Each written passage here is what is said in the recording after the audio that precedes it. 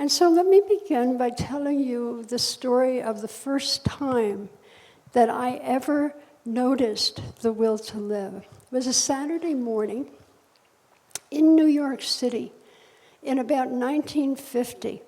And I was about 14, and two of my friends and I were doing what young girls probably still do on Saturday morning in New York City. We were walking up Fifth Avenue and we were shopping. And as we walked up the street, one of us noticed a little flash of green, a color that you don't usually see in New York.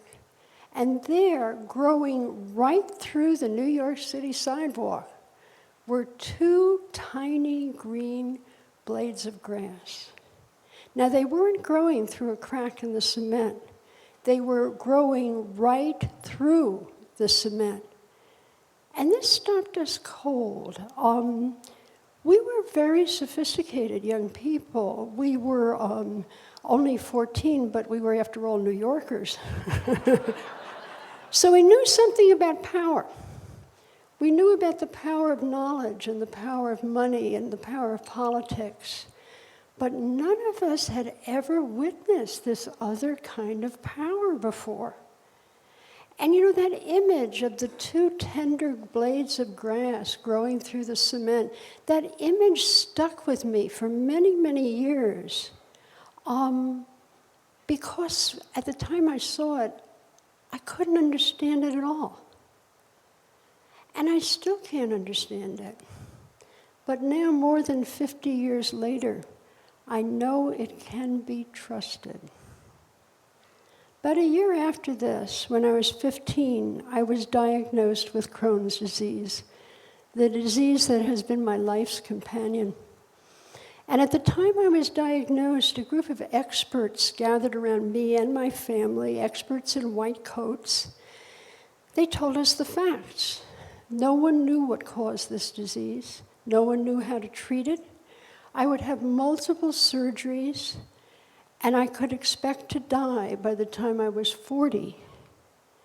Now, at 15, this was not my dream of the future. I had something else in mind. So this was a time of great darkness and despair, not just for me, but for my whole family. And I come from a medical family. In 2 generations of my family, there are 9 doctors and 3 nurses. We never questioned what the experts had told us.